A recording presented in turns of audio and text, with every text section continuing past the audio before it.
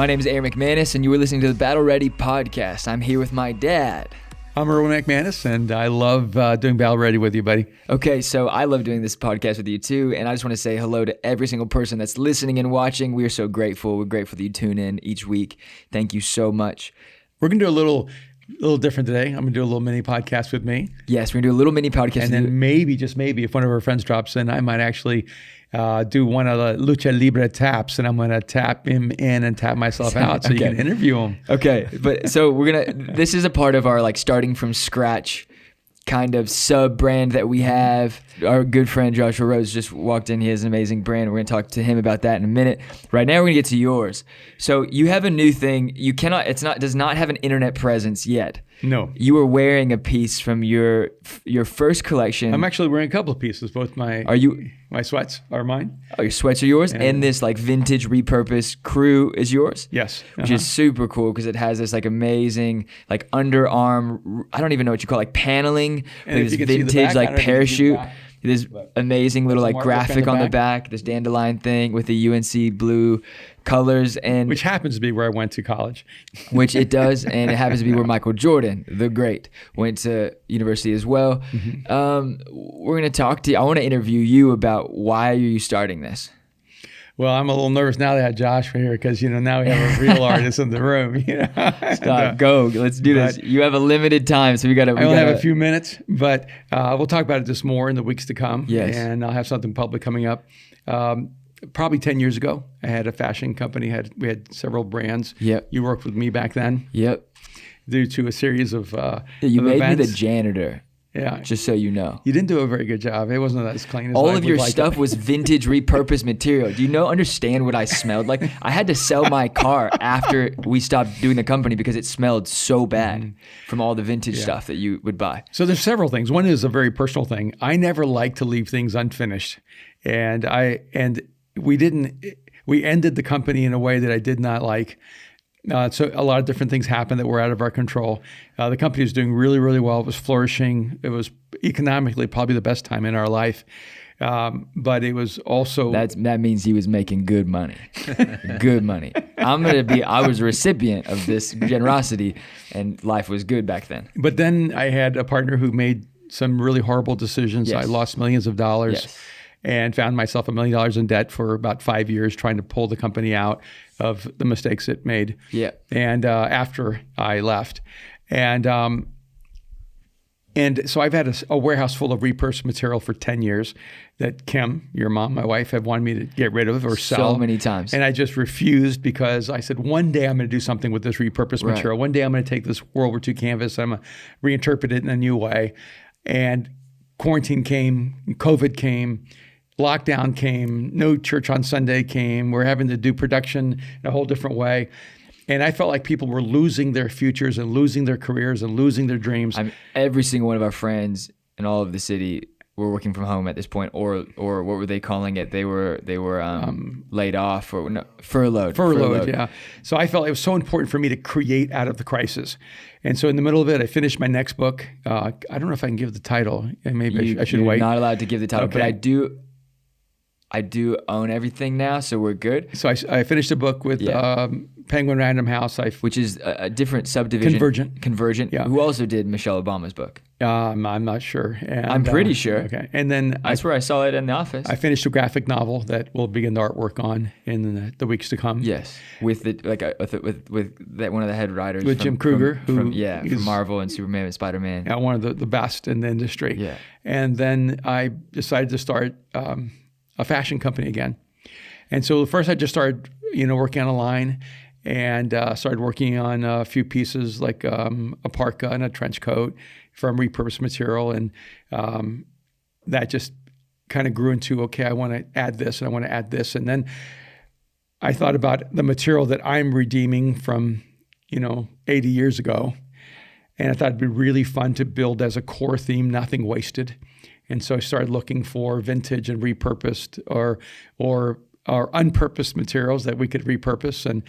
And so while not everything I do will be repurposed, most of the things I do will have that kind of ethic behind it. Well, so in the beginning of quarantine, maybe once we figured out that we were going to be in it for a while, I think the first month we were like, okay, let's just going to ride this out. This is a nice little vacation, whatever. And then I went to you and said, you're going to do something, aren't you? And every time the economy crashes or weird things happen, you always end up starting something new. And you were like, yes, I've already starting to build the team. I'm pulling people together. And you're like, I want you to help. And I was like, I want nothing to do with this thing. The last time scarred me. I'm not interested. Just leave me out of it. And then I ended up at your first design meeting, and it was like 4.5 hours long. And I'm like, why am I here? I didn't even want this. Yeah, I've been working on it every week for months now. For months. We've had weekly meetings for the last 6 weeks, 7 weeks, 8 weeks. Yeah, and I got to say, being married, Kim has been so amazing because she's like, what are you doing? And I'm taking our life savings and I'm working on building something new. And she has just been encouraging and reinforcing them. When she saw some of my first line, she was shocked how beautiful it was. And then, of course, she asked me, well, who designed it? Which I consider to be a real insult. I hate that question. And I said, honey, who I designed it. That's why it's my company. And I'm curating a lot of this line, too, because I wanted to create like a universe of beautiful things. So, and then later we'll talk about even the principles of how to start things from scratch. So we're not going to quite talk about the name today, I don't think, right? No. We're kind of... I'll wait. We'll wait until like we actually release it, but we want to have this conversation starting from scratch. Okay. So do you I'm have to here. go? I have to go. Okay, but what I'm going to do is I'm going to tap out to Joshua one of Rhodes. our heroes. Joshua Rhodes is going to come and talk. Okay, take your coffee with you. And you're going to talk to him about The Last Adam? Yes, The Last Adam. That's awesome. That is the introduction. I love that. Okay. Lucha Are you good to Libre. jump in here? I didn't plan I'm this. tapping out. So just, and you bro, look sick though, so You're tapping in. You look good. Bye. Here we go. My name is Aaron McManus. This is the Battle Ready Podcast, and I'm here with my good friend Joshua Rhodes. What's up, man? And you didn't know we were going to do this. You were just coming by to see something we were working on here. And then my dad pulled you in, and then now he left and was like, take my spot, let's do it. So we do this thing called Starting From Scratch, which is a part of the Battle Ready Podcast. But honestly, this is where we talk with our friends about things that they're building. We'll probably call this episode The Last Adam. But I just want to ask you questions about your brand and your story and how you've kind of built it to what it is now. And I'm a fan of it. I've been a fan of your design and your ability to design for a long time. Because we met at Mosaic, right. And then you've been doing your thing for how many years now? So tell us just a little bit, like give us an intro on you and The Last Adam, and then I'll go in. Man, so broad. I know. Wait, okay, let's go start here. So like you're from Spokane, Washington. Right, from the Northwest Washington. Okay. Did design school there. Okay. And it was really graphic design trade. It wasn't fashion or anything like that, but it was kind of through that where the bridges crossed, where I was always into style, and then I became a designer that I felt capable of doing something, and then those bridges finally crossed. But so how long ago did you move to LA? When was the move? Going on 6 years now. Wow. 6 years. And I met you guys, it'd be 3, going on 3.5. Like, was it around, I'm trying to think when I first met. Was it conference or Easter? It was, I believe it was conference. Yeah, it was conference season. Yeah. Yeah, I remember. You were out in front of the Ace Hotel. Yeah. And Jamar introduced us. Yeah. Okay, cool. So you've been here for 6 years. When did you start The Last Adam? When did that kind of come into fruition? Last Adam was launched 2 years ago, almost 2 years ago, a little less. The dream was like 9 years ago. No way. Yeah, and it was just kind of, I was wearing something to church. I grew up in church, wearing something to church that was like, it wasn't, I don't really usually care about certain things like, oh, that's sacrilegious type thing, like walking into church with a Jesus shirt on. Yeah. But someone mentioned it, I'm like, oh, that's interesting. And I did think, I was like, that is interesting that nothing really exists yet in my closet that represents my faith. And that's what kind of got the wheels turning 9 years ago. Yeah. But it was kind of sitting there dormant until I really felt like I had something important to say. Yeah. And that's when I heard the phrase "the last Adam," which is in the Bible, right, in 1 Corinthians, but I had never heard it growing up in church, which made that even better. I'm like, if I've never heard this, that's awesome, because that means it's not one of those, I don't want to say corny, but like, you know what I mean? Yeah, it's not like a Christianese type phrase that is common knowledge. I think that's the beautiful thing about the Bible is like you can read this thing your whole life Dude. And then it gives you something that you're like, I've never seen. Never seen. And it felt like a rap name. Like the last Adam felt like Jesus's like it felt like his moniker, funny. you know. And there's meaning in it. What's the meaning behind it? So the first Adam is a living being. Okay. The last Adam is a life-giving spirit. And so Paul's talking to the Corinthians about how if you don't believe in God raising from the dead, then you're missing the entire purpose of this thing. You need to embrace your heavenly side. That's the God divine side inside of you. Wow. And you are just only living as the first Adam. Now embrace the last Adam. And I'm like, oh my gosh. So it's almost like the completion of your humanity into your spiritual self and your relationship to God. 100%. Which I think it's such a cool, you call it TLA sometimes. Yeah. And it's been around for 2 years now.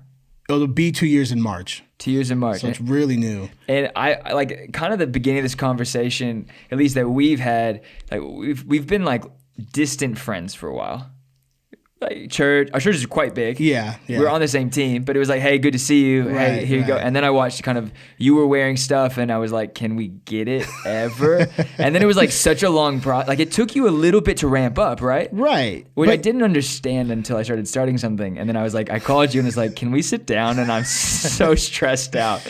And just, I think we sat for 3.5 hours. Yeah. And I asked you a million questions. Like, how much money do you invest in? What do you spend on this? How do you do this? Which I don't know how smart that was because I don't know.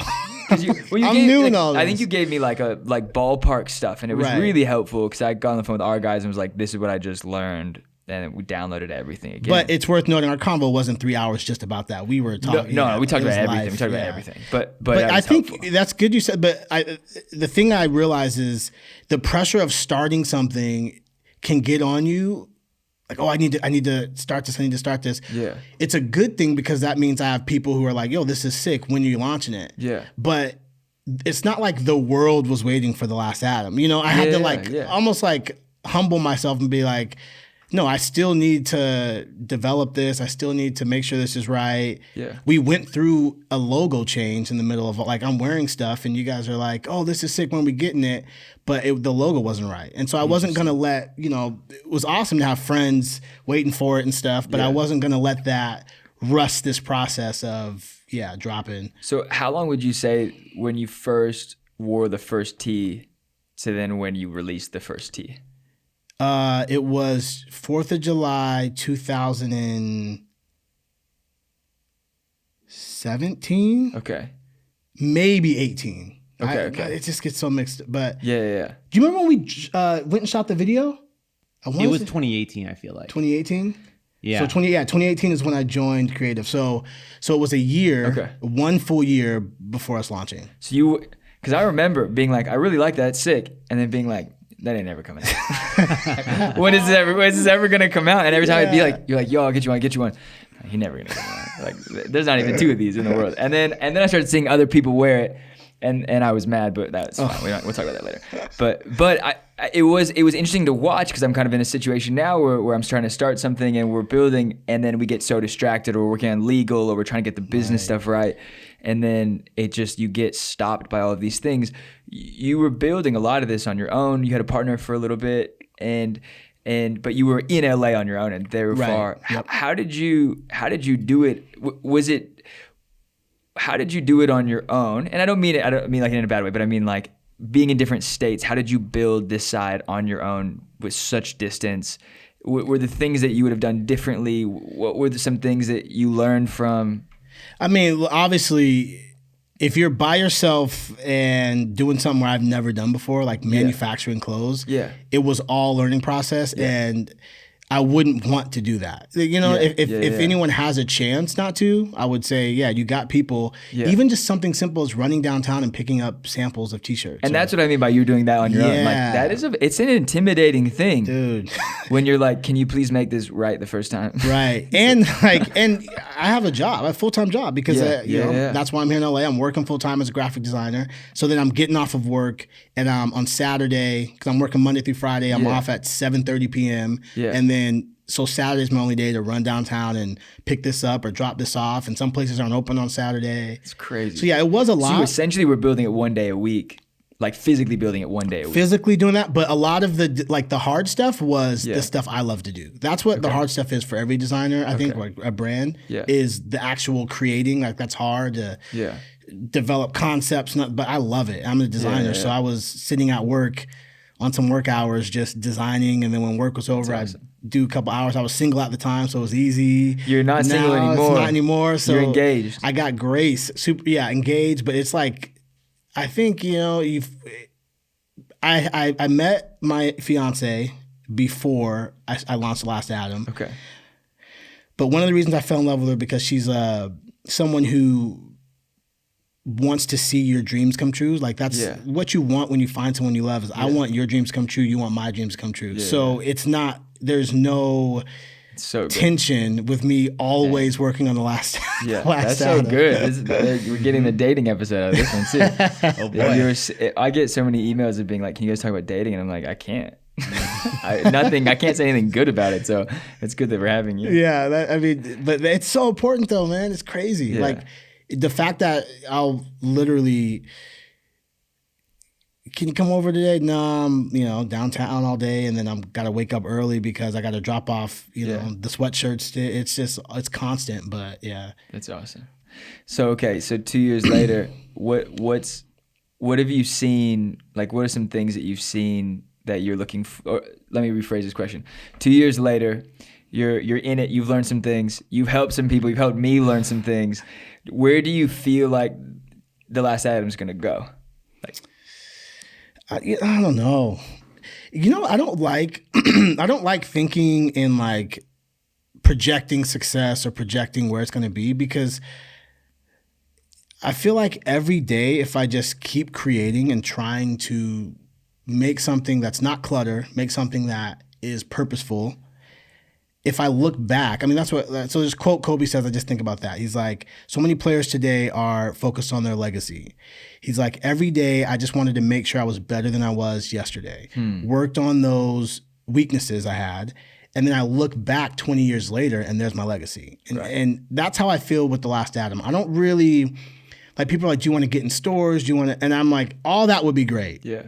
But all I really want to do is make product that people don't have in their closets yet and want to actually walk out in the world and tell people what The Last Adam is.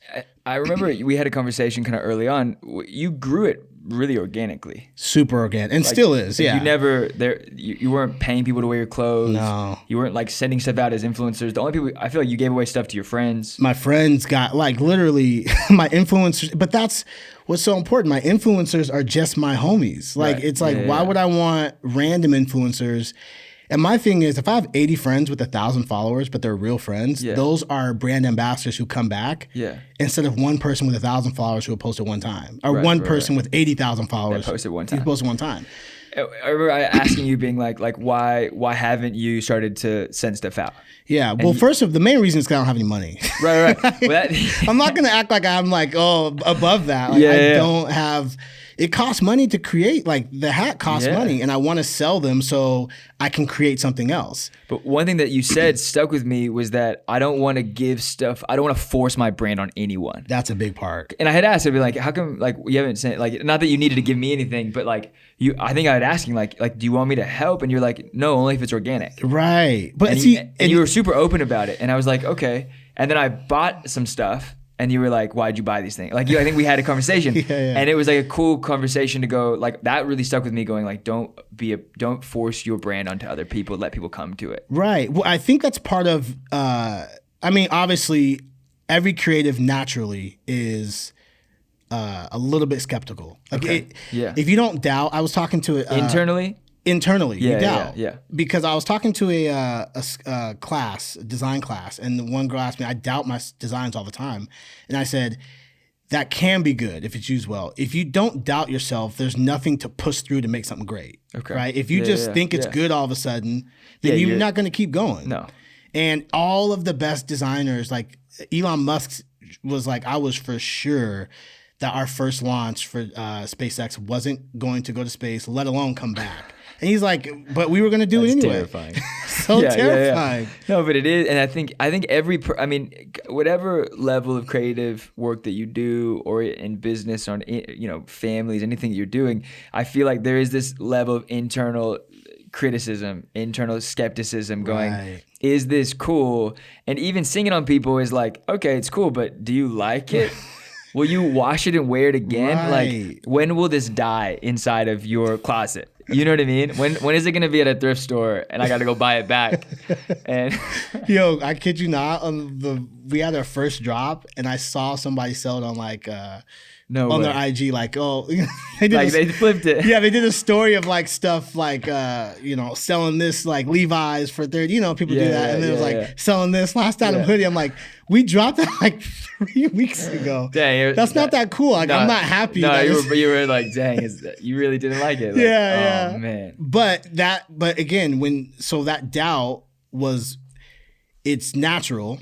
It makes you like push through to create something. Right. But I also don't want to bring that into like my personal relationships. I don't want my friends. It's like the guy who's handing their friends a mixtape. Like, yo, listen to my, and it's your friend. Out the back of your car. Yeah. And you're like listening and you're like, you don't know what to tell them. If you were my them. friend, I wouldn't listen. I don't want to be handing my mixtapes to people. So I do know certain people who are influential. Yeah. But I never want to use their influence to try and push my brand. If they like it, I'll be more than happy to give it to them. Right. But yeah, that's why.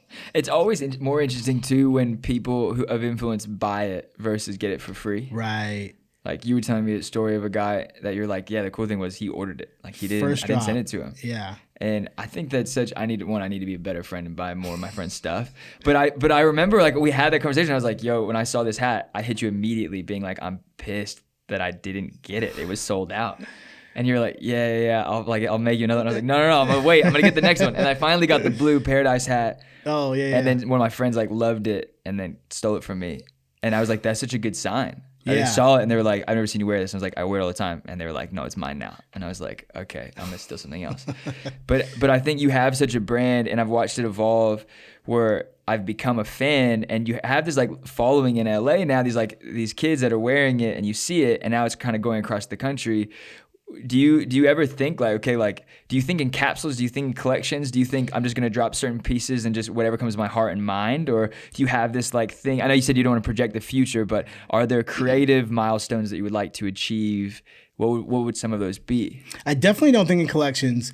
I usually, so my brand is faith-based, and my whole goal is to reinterpret God's story, because people who don't know God, who are a lot of my friends in the culture that I'm a part of, don't understand. I realize they just don't get the story. They think it's that, we talk about it all the time. Yeah. They think it's the judgmental God and the. So I don't know if the story is told very well. It's sometimes, not told well. Let's just be honest. Yeah. Sometimes, obviously. Sometimes, yeah. So my goal is this culture who wears clothes like I wear don't seem to understand this. I'm going to create that.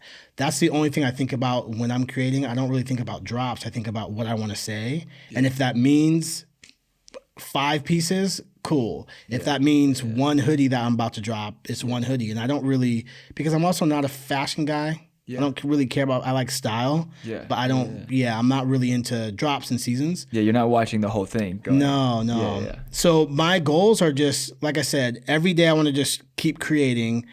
And I guess if I had to like have a tangible goal, it would be, man, I don't know, dude. Like, it's really tough when you're like, that would be like when I design for other companies too, right? I work full time at companies. Right. I do freelance. Yeah. And my goal there is always like creative director. That's the goal. Like I want to move up and be art director, creative director. But that's what I am with The Last Adam. I guess I just want people around the world to know about it.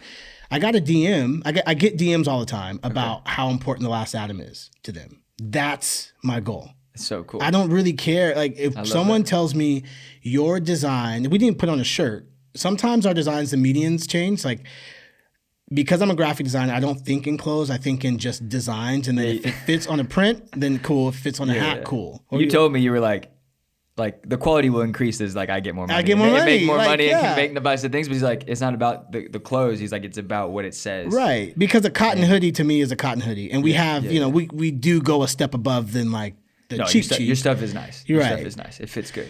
Yeah. But the whole point is people, that's what I care about. So when I get a DM because of an Instagram post we made, like a quote designed post, and it talked about anxiety and peace and how that doesn't mean you're far from God, which came from you guys. Yeah. It's like, well, we're on the same team. So. Yeah.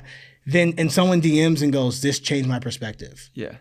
I'm like, that's super cool. That's the success. That's all I want to keep doing. So you're a creative director in your day job. No, I was a brand designer. Brand designer. Yeah. So I'm saying the goal is to be creative director in your day job as you keep this before this grows. I'm sure there were days where you were so exhausted creating something that you necessarily didn't have the choice to create. You're just, this is job, this is my work. Did you feel like you were building the last Adam with the leftovers ever? Or did you feel like you had new eyes every time you came back to the project? Bro, that's such a good question. I love that. So when I work on the last Adam, it never feels like leftovers. It never feels like I'm only have this much time. It feels like I'm stretching time out. Like somehow, I mean, it's 3 a.m. and I'm working. So good. And it doesn't feel that way. I feel like I am, and this is, maybe I can't say that. No, say it. I was gonna say we can always cut. Sometimes I feel like I'm the leftovers are work. Yeah. And it's not because I don't care about it, but when you're day-to-day creating, with like the last Adam could become this way too if I don't play my cards right. Yeah. If you're day-to-day creating, meeting goals or meeting deadlines, that's going to become the leftovers of your creativity, because you can't possibly have nonlinear thinking or come up with new ideas on a day-to-day grind. You can sustain it for a little bit, but there's no way. My favorite designer, Stefan Sagmeister, he has a design studio in New York City.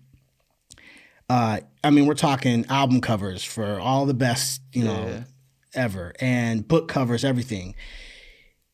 Killing the game in New York for years and years and years. And he noticed that his designers, his creatives, were starting to do the same things, the same patterns. And it wasn't that they were doing the same patterns, because if it works, it works, but they actually thought it was super creative and super innovative. So he realized that, the creativity switch is starting to dim. It's not what we want. So he realized, he did something unprecedented where he closed the design studio for an entire year. They're on the top of the market. Way. Album covers waiting to be designed, and he says, look, on their website, no designs for 365 days. We'll be back this day. Sorry. Wow. Everyone thought he was crazy. But what he did was gave his designers paid time for an entire year to go wherever you want. Tokyo, Bali, whatever you want to do, chill with your family, but come back with something new.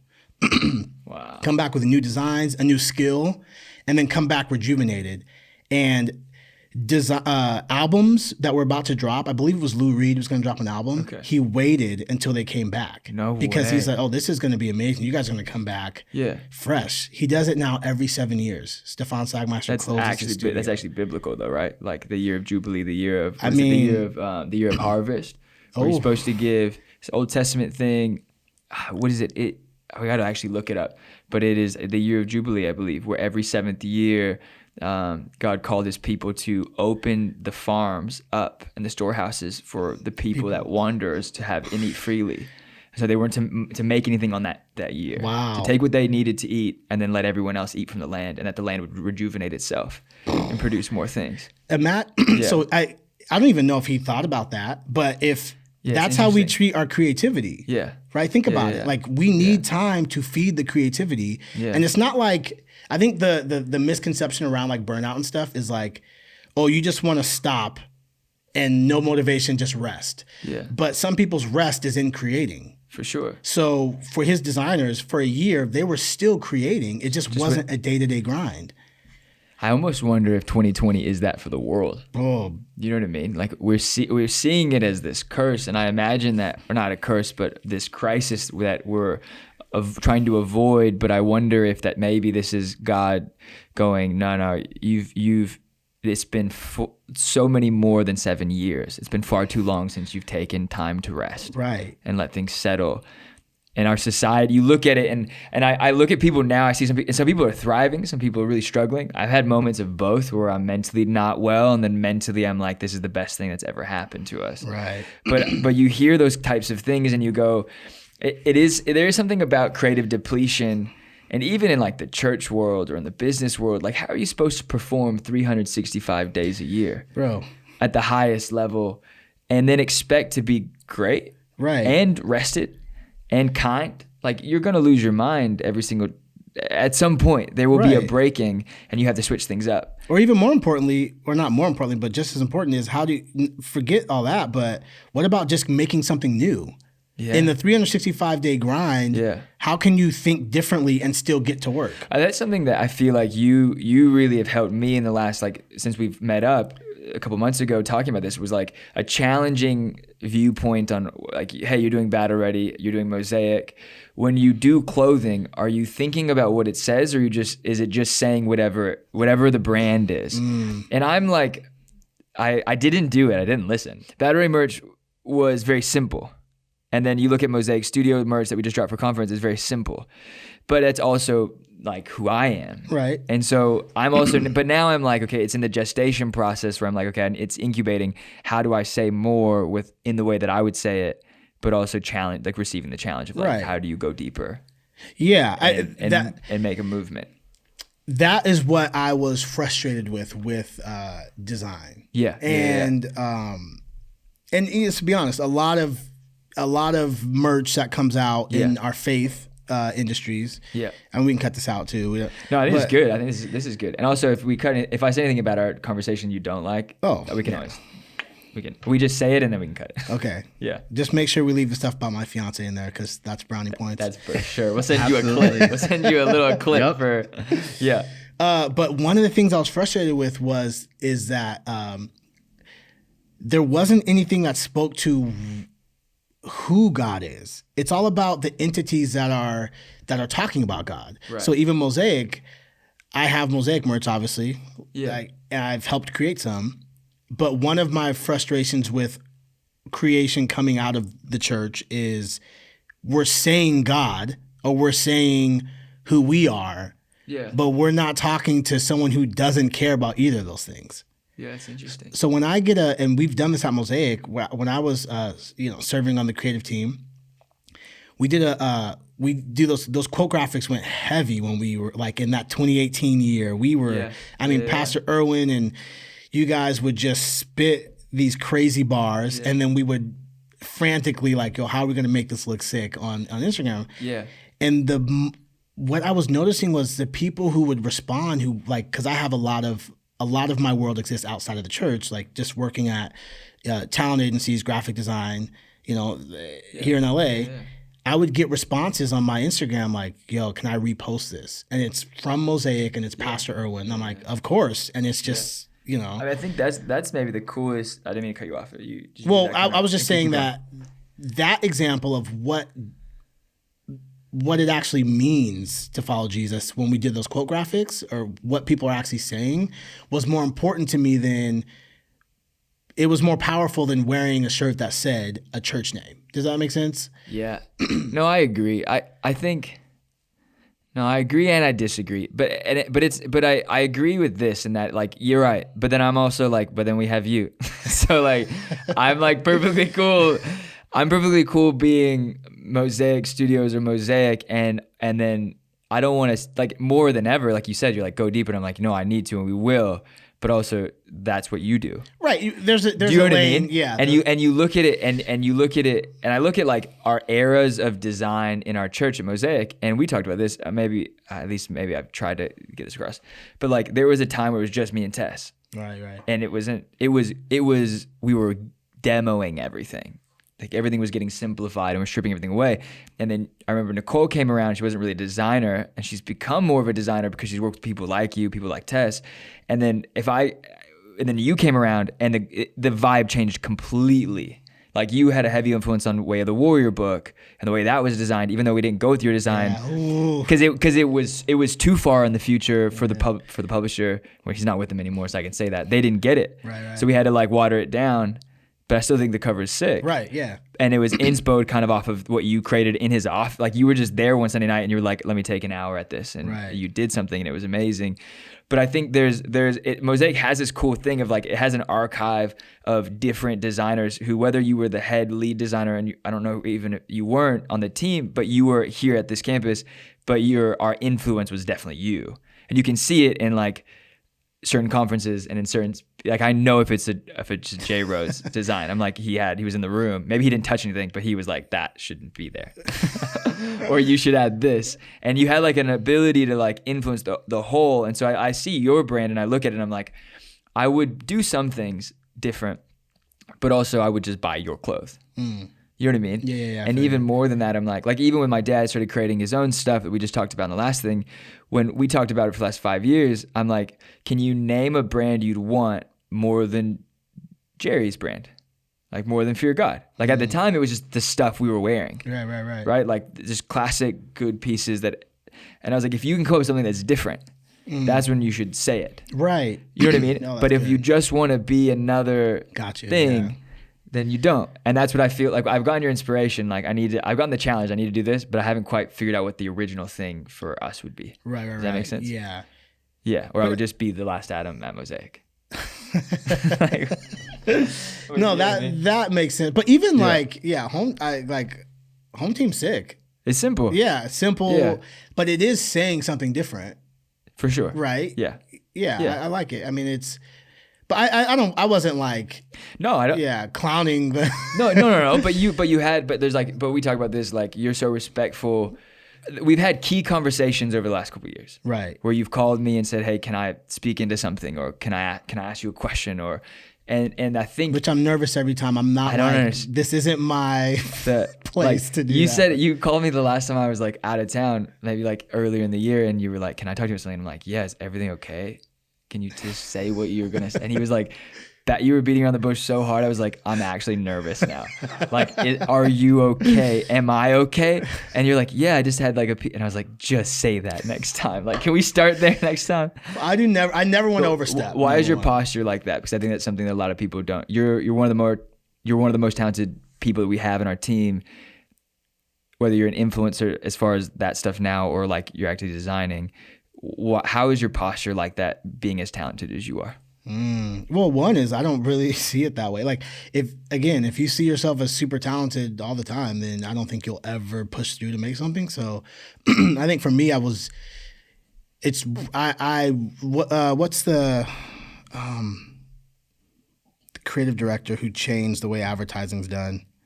Helmut Krohn said, "I'm not a genius.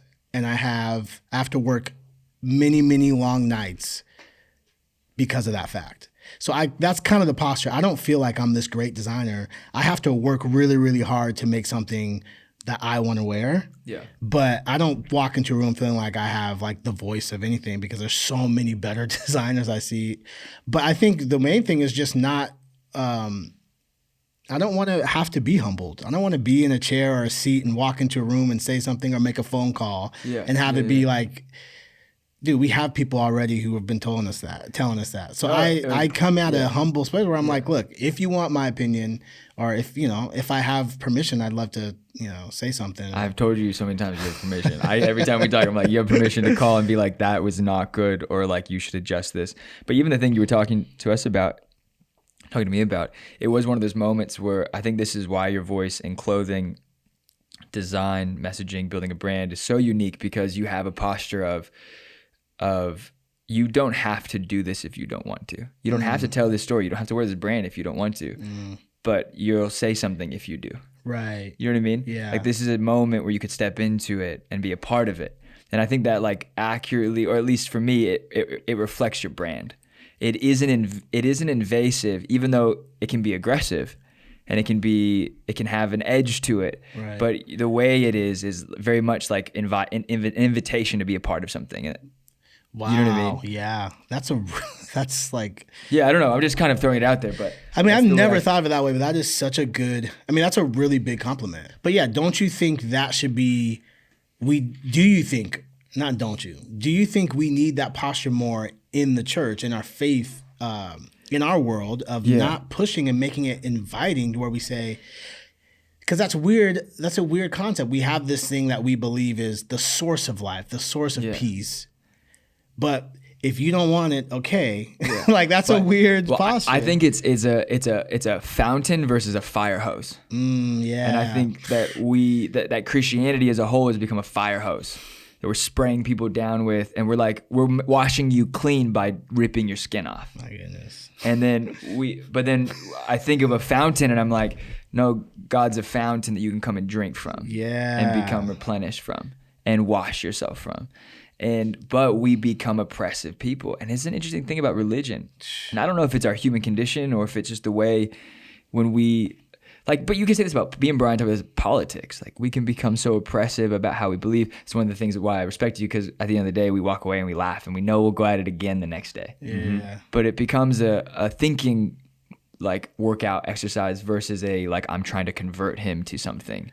I think a lot of our friends, at least my friends, get nervous about church because they feel like they're going to walk in. I've had friends tell me, be like, I will walk into Mosaic and I will combust. Yeah. You know what I mean? That's the joke. Yeah. It is the joke. And Yeah. and that was like my friend who said, am I going to hell? That message I spoke. And I'm like, if you are, I am too. If you are, then everything we believe about God is not true. Right. And so I look at it and I look back and I go, yes, for sure. I do think it's super important for us as the church to understand that we've got to stop projectile vomiting on people. Right. And I was driving through Koreatown, which is funny, to get to my family's neighborhood from downtown to where they live in. And there's this guy, a sweet older Korean man, and he just had this big speaker and he was holding outside of his window.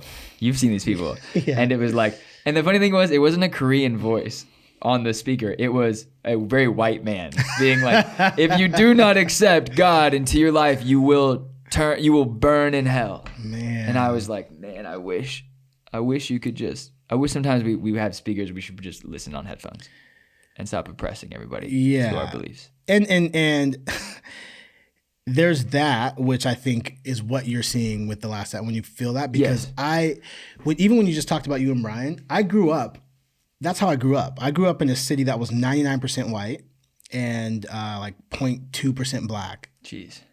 And so most of my friends, my best friends, in their wedding, they'll be in mine. Yeah. Uncle to their kids, they'll be to mine. Yeah. Politically think completely opposite of me. And when you're younger, you don't even think about it. But as you get older, I talk to my best friend. Okay. My parents will know who he is. I have a million best friends, but and I found out throughout this whole 2020 election, we shared completely when we were growing up. Right. That he listened to Rush Limbaugh radio every day growing up. Interesting. And I was like, are you serious? And there was we had no clue, and we laughed about it. And there was so much beauty in that we were so opposite thinking when we were 17, 18, 19, 20, 21, but it had nothing to do with him being my brother. It's but that's the way it should be. That's the way it should be to some degree. 100%, yeah. Only thing I would add to that is you should talk about it. We should talk about it. But we were younger, and then and then we both I think I assumed probably, and he but it's just, and I think that's my entire life. And then I come into wanting to design and create and send people to what I believe is the source of life, right, in Jesus. Yeah. And I want to do it in a way where my culture, people who, and not culture as in what they look like, just culture as in design focus, aesthetic, clothing, music, where they feel like they're welcome. And even if you don't believe in God, you still feel welcome here. And it doesn't have to stop you from wearing a hat that says eternal, because you actually have an eternal perspective. You're searching for it. Or wearing, a defend the oppressed t-shirt. Yeah. Like that is something, I don't care what you believe in Yeah. and who you think is oppressed, somebody is. Yeah. And Yeah, so yeah.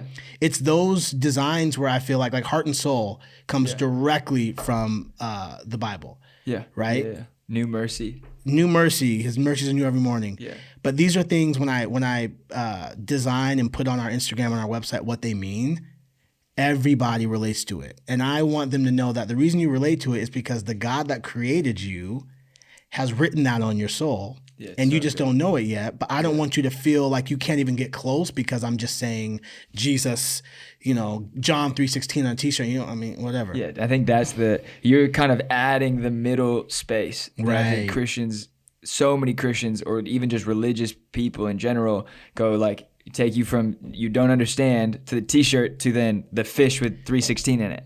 Right. And it's like this internal thing. And I'm like, that's like putting your password to a website that you don't know the login for. You're just like, what is that? Like, I don't understand it. Yeah. That means nothing to me. And now more than ever, I think those types of things mean less to me because I'm like, we've taken things that were beautiful and ancient and kind of cheapened them. And now I think it is this like new cycle in the world of young people creating brands that are highlighted by certain things in the scriptures or in faith, and going, this is actually comes from a really beautiful place. Right. And it's not too over the top. You're defending the oppressed, you're not oppressing the defensive. Exactly. Yeah. And I got hit up about it. This is the interesting thing is I got hit up by the guy was white, race doesn't matter, but it was interesting. And he said, how can you put defend the oppressed on a billboard and vote conservative? Because I voted conservative. And we haven't talked about this yet. I don't know if you've even listened to the podcast. Yeah. Oh yeah, of course. But the normal, like my I got my crew of like young black guys that will usually shoot me an encouragement after a bat already. And I did not get one this last time.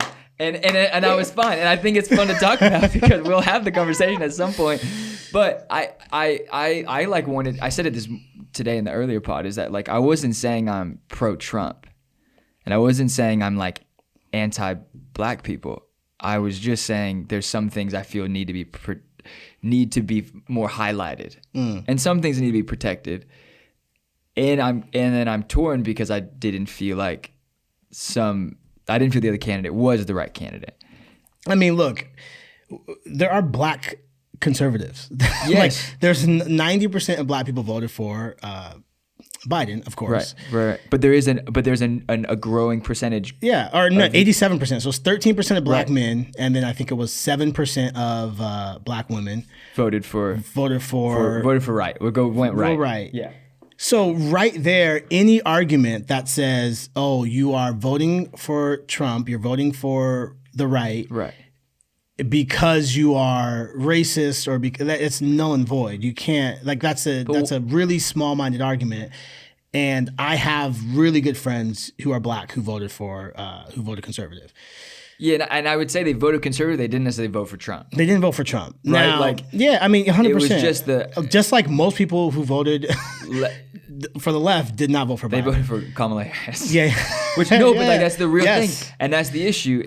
Is that if it was Kamala Harris running, then we'd have a different discussion. Sure, yeah. Do you know what I'm saying? And then Yeah. it's like a different argument, and it sucks more. We were talking about this earlier. Is that like I voted for Trump because he was the Republican candidate. I didn't vote for Trump because I liked him. Right. So, You know what I mean? But to the conversation, defending the oppressed and voting for the right aren't juxtapositioned, right? Right. You can do both. There's Do a conversation. you believe that? Does it? I'm not trying to get under your skin. No. But I think You're it's not under good. my skin. Come 'cause on, I do think, Brian. Does he know me under my skin? Yeah. Okay. But like I He's would just, go. it's just because he's on the like he's just you're covering your bases. Me? Yeah. No, I'm not. I'm like, not uncovering the covering- bases, Brian. You're not covering your bases. You're just like you're making sure it's all heard. Like you're like it's all out there. No. In this question, I'm saying because it actually said defend the oppressed, and you were the one who designed defending the oppressed that I would put on a billboard across Hollywood Boulevard on La Brea. Right. And so I took that personally because I'm like, that was a conversation we had while we were on the phone.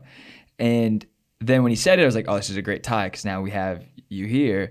We don't have to keep this. We don't have to keep any of it. But I do think, because I would say, no, I said a lot in that pod. I said I was very liberal, but I voted conservative. And I had a friend's mom hit me and goes, you did the Lord's work today. They listened to the podcast. You did the Lord's work today because I said I voted right. And I said, but if you should also listen because I said I'm left on this, this, and this. And then she didn't respond. And it was and that my friend called me and was like, I am so embarrassed. Like, was it white? It was white. Okay, it was white, yeah. white woman. And I don't like, I'm like, even then I'm like, we're having a dialogue, even though all you're seeing is one thing, you're not actually listening to the whole thing. Right. But I think that's the issue is that we forget, we project. If you vote one way, you can't care about the other things. Right. That's the falsehood that we need to end. I kept seeing that meme, that our Instagram going around. Which one? If you vote for Trump, you're a racist. That killed me every time. And I am saying I did not vote for Donald Trump. Never in the world. Right. We're talking about criticizing ideals and marketing. I could not stand that thing because there's so many nuances. Yeah. First of all, if we're going to talk about defending the oppressed and you can't... I'm nervous. I don't even know. No, we don't have to keep it. But keep going. If you're going to talk about you can't defend the oppressed and vote for Trump, why do you think the black community, because that the billboard we're talking about had a lot of the people in the past few years that had been unjustly murdered. Yes. Why do you think the black community trusts the left any more than we trust the right? We feel like we're in a box every single election. See, that's an interesting thing. Aside from the last 8 years with Obama. We felt like we are in a box every election. And so the black vote is nuanced. We vote for the left because usually every election, what the right candidate has represented has been something divisive and they're not even saying the right things that would make us think they're going to fight for our community because our community's been oppressed for 400 years. A very years. long time. Right. Yeah. But it's not because we believe that the left candidate is the one who's for, defending the oppressed and the right candidate isn't. I laugh anxiously because I think that's something that's not voiced. It's voiced. There's just we don't have a voice. We don't have a platform that talks about this. Did you feel like President Barack Obama gave you the platform to talk about it? No, I mean, we don't have a platform as in our news anchors. Right. So you're like day-to-day media. Yeah. No one's going, I talked to someone I love for 3 hours after a lot of this George Floyd stuff was going on, who asked me, genuinely, they're conservative, love them to death. They were, I don't understand Black Lives Matter, I don't understand this. We talked for 3 hours. And not at one point in the conversation did I mention politics because it had nothing to do with that. He was asking me, why do we say Black Lives Matter and not All Lives Matter? I was explaining, and it was real genuine questioning. And he did not understand the history of our country. He just didn't even know. He's like, oh my gosh. But that is a huge issue, right? That's a huge issue in its own. Yeah, you spend how many years studying white history in America? And then, but what was more powerful was I was telling my stories. Like, you can't argue my stories of when I was pulled over, and his eyes were, I mean, he was like in shock. Yeah. And so we're talking about this, and about, we're 45 to an hour into this conversation, and he starts talking about, a lot of the stuff you're saying, the liberal side did this, and this also to hurt the community, right? Because I heard that, and I go, oh yeah. I'm like, I told him, Bill Clinton's, 3-strike law, and he goes, why don't they ever say that? And I went, who? He's like, the CNNs and MSNBCs. I go, why do you think they're speaking for the black community? But it is an interesting thing, right? Like, I think that's maybe that might be the biggest hurdle we have, or like mountain we've got to climb, in that, like, what is the representative of the black community in the media? That's the whole point. We don't have one. There isn't one. And so it does feel like it gets convoluted for anyone trying to figure out, well, one, I don't think anyone who's trying to figure it out has a proper place to figure it out. Exactly. Because what ends up happening is you pick it up after the offense. So if you're a white person, one, I live in LA, so I've understood BLM very quickly. It was like, I was there. I mean, I went to a basketball game the day Trayvon Martin got killed, and everyone was wearing hoods, and it was like people were crying in the stadium. Like, to see George Floyd is going, what I hate is that when media goes, well, he was high and he was a felon and he was a bad day, like whatever, they disparage. I'm like, no, he was a human being who was broken, has a past, and we let someone do that. Well, the most annoying part about all that is you notice how it became the George Floyd protest and not the Ahmaud Arbery, Breonna Taylor George Floyd protest. It's interesting. Ahmaud Arbery was murdered in the middle of the street by a non-cop, three guys, and he was jogging down the street and there was no priors, no nothing. And they tried to cover it up for 3 months. So they had to use George Floyd. He was the last straw. He broke the camel's back. Yeah. We keep calling it the George Floyd protest. That's a media narrative to forget that Ahmaud Arbery had no priors. He was just in the middle of the street, and we tried to hide that for 3 months. And then Breonna Taylor was in her house with a false warrant or incorrect warrant, whatever way you want to go. Either way, she shouldn't have died. And then George Floyd. But one thing I got to say, your dad, so when I walked into Mosaic in 2017 now, I remember it was 2017, and it was right around the Last Arrow. Okay. And he was on stage with no fanfare, no Instagram post. It was just a regular Sunday for us here at Mosaic, talking about Colin Kaepernick kneeling and how if you don't understand that he's kneeling because of what's happening in our country, and talking about, he was saying Black Lives Matter before there was language for it. Before we had this popular resurgence of it. Because Right. Trayvon Martin already happened. But he was talking about it. I meant more just like that BLM. Right. Yeah. So to me, when he says that, I know where the heart's at. And I was already here for a few months, 4 months at the time, but I have not heard a pastor yet talk about this.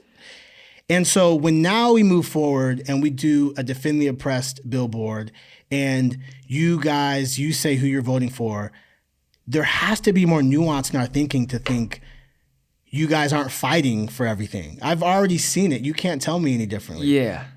But I will say before you say the reason people are so upset is because voting, Republicans have the House, right? No. They had Senate. Democrats have the House. Republicans had the majority in the Senate. Right now it's up. It's up in the air. It's up in the air because Georgia, both senators are in a runoff. Right. So I went back to Spokane, where 99% white, all Republican. It's the reddest thing you could ever be. We're right next to Idaho, where Aryan Nations was. I grew up there. And I'm talking to friends who are like, voted Republican their entire lives. Parents voted Republican their entire lives. I talked to a friend whose parents argued with him that we don't get BLM. He was trying to explain it. They got in a heated argument. His parents, they still voted for Biden.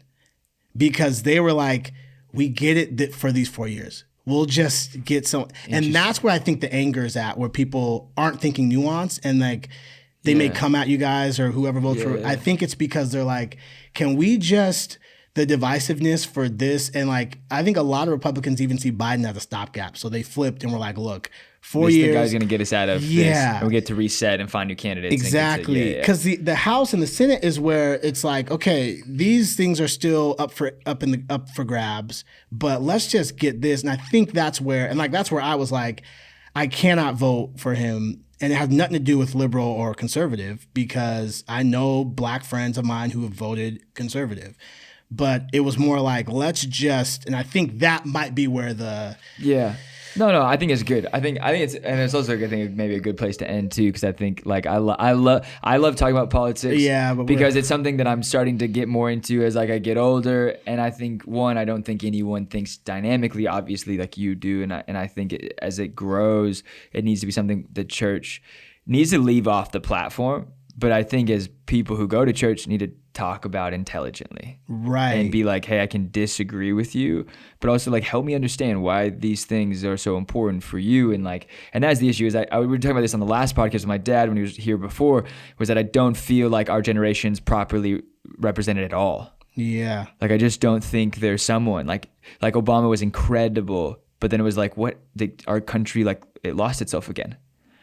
And I didn't necessarily think that his policies were great, but I liked him as a president, as a man. And so I was like willing to go, okay, I will just go with you because I actually follow you as a leader, which a lot of people who listen to this are going to get offended by that because they have this issue of going like, well, God elected Trump. But if God elected Trump, then he did elect Obama twice. Yeah. Twice. So He did it twice. Is this a platform? Is this the church platform, do you think, or no? This Battle Ready? Yeah. I think it's on the line, but I think it's off of I think we're not coming from a place of God says this to our people. Got you. Does that make sense? Yeah, I think we look at it and go like, the Bible says this, but I don't think we're using God's voice to manipulate people. I think we're using God's word to help us like procure an intelligent conversation. Right. Man, we really went on a tangent. No, we really did. I love it though. I don't know if we'll keep all of it. We'll keep a lot of it. But with that said, I do think that at the end of the day, we're saying something similar in that I don't think that our generation's represented well. Right. And then, okay, but real quick before we go, your dad asked a question where he said, what is it like? And I think you do this a lot, where you're creating for other people, consulting, designing, and then for yourself, and the things that you have to compartmentalize. How harder is it? How more difficult is it to compartmentalize having to create for other people? Yeah, or is it? Do you like it? Does it suck? He asked that question. There's different seasons. I think there's seasons where I feel like I can really bring something to someone. Like I can bring something to like a different project where I'm like, this is cool, and I can leave it here because it doesn't take anything from me. It might exhaust me. There might be long hours, but like at the end of the day, it's just this person's thing. Mm-hmm. When it's my own thing, I'm far more emotional and second guessing myself and insecure and get frustrated because I'm like, this is all of me. Interesting. Where when I work with someone else, I'm like, it's fine. Like I'm gonna fight for stuff, but I can give you a decisive answer in a second, whether I like something or not, for most situations. Because it isn't necessarily directly connected to me. I do know it's a part of like my name will go on something. Right. But like I can make a choice, and ultimately it's the other person having to live with it. Wow, that's super interesting. And so maybe it's a little too disconnected, but I also think there's a beauty in that because I'm like, I can help you build a house and you're gonna live in it and I'm not going to. And it makes me happy that you get to enjoy this when I work with other clients. And so and because of that, you feel less stressed. I feel less stressed. Maybe not in the moment. Right. I like might stress myself out, but it doesn't carry me. We're like, if I do make a choice for my dad's new brand or mine, I'm like up at night. Wow. Like that cost me $3,000. Like, did I make the right choice? Right. You know what I mean? Yeah. And there's like a economic ramification. And so I have to live with it. Like that might mean I don't do something later on, or like that's rent. Yeah. if that's rent if it doesn't sell. Right. Yeah. And so there are different things, but I do think both bring maybe different parts of the best out of me. What do you think? Because you work with tons of people. Man, that is the exact opposite. Really? My tummy is in knots when I'm working with other people. Really? And because a lot of my stuff is I'm getting paid to do this. Yeah. And I think and even when I have friends who say album cover. Yeah. It takes me so much longer, and it's because it doesn't feel free flowing, and because I really do care about what I'm doing for them. And it's like making their brand better, making their design say what they want to say. Yeah. I get worried that I'm not going to do that for them. Yeah. And for my stuff, I'm like, yo, let me have fun with this hat. Okay. Oh, Eternal. Let's throw it on. And like, if people, it's mine. I don't really care. Okay. But with other people, it's nerve wracking. Interesting. And like, it's like, I think it's because I don't want to let them down. I think that's the main thing. So when I'm doing stuff, I get really frustrated if I don't have a lot of time. Someone that wants to do something, I'm like, I want to do something really good for you. Give me a little bit more time. And my tummy's a nuts. But for me, I'm like, you know what? This is fun. But that's interesting. It's so funny. And maybe I don't know. It's interesting because I feel I would say that maybe I have, because you work with a lot more clients than I do. I'm mostly working with teams, so I feel like at Mosaic, I feel like we're super strong because I fall back on a really good team. There's it's less likely for us to make a mistake, or not make a mistake, but make a choice that I dislike because at least it's gone through filters of people. Or when it's Pagan, it's me, Matt, and Eric, and usually Eric is like, "Cool, how much does it cost?" And Matt's like, "Sick, I love it," or maybe do this. They're pretty freeing, we have our different areas. And then I'm like, okay, if it's up to me, then I have to gotta poll my own friends. Like, who are the people in my life who are giving me critique? Right. Whereas at Mosaic, it's like, I'm more the editor producing, and I'm just pumped on people creating stuff. Right. So maybe that's the difference. I don't know. No, that's good. Yeah. I think I would imagine that it goes both ways for people. For sure. Yeah. And it probably switches at times. Yeah. Like when you said, I hope Last Item never becomes the thing that I'm giving scraps to. Right. But I imagine at some point Last Item will become so big, different departments will get scraps. Yeah. Yeah, you know, like there would just be a moment where like that hat was a hat because it was a shirt. Right. You know what I mean? Yeah, And yeah. like, and there'll just be moments where that, like, I remember, I feel like that happens in life, but then it's like that year of replenishment. Will you take that time? to Right. just Yeah. replenish? No, that's a good point. And I guess that'd be a blessing if at some point we do need to come out with a new hat, and we just do. Yeah. Yeah. But yeah, my hope is that the Last Adam is always, as long as it's content based, I think I'll be good. But if it gets into the daily grind, that probably means the content isn't. Yeah. Even if you look at how we do like social media and Instagram, Yeah. the algorithm makes you post regularly Yeah. to get growth. Yeah. So if you're posting every day, it's probably not that good Yeah. No. because you're just trying to find something to post. Yeah. I think it's the same thing with creativity, where if I get to a point where we're just dropping stuff and I just keep the daily grind of the Last Adam, then it's probably not content based, and that's what I want to keep going. When you feel like there's a message. When I feel released. like there's something important to say, and and then the whole thing is trying to find a cool way to present it, and that's a whole nother thing. That's But a whole, yeah, yeah. you've got both of them. Well, I'm super grateful you took the time. This is going to be a long one, Bro, but I think this is it's a so really, good. it's a really good one, right? So good. You're impartial. You're like you're like the Last Adam, like come OG.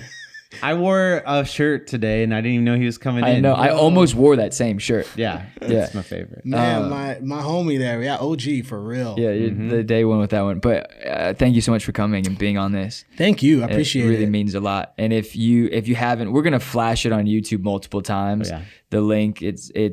What's the website? The website's thelastadam.com. Okay, thelastadam.com. And is there stuff available, or is everything sold out right now? There's some stuff, but There's some stuff. yeah, you're right though. There's quite a bit sold out, which is like I'm not trying to. It's sound super like, frustrating. No, it's super frustrating for me because I'm like, I'm going to a trip, I need a hat, and then I have to hit you up and be like, do you have anything left?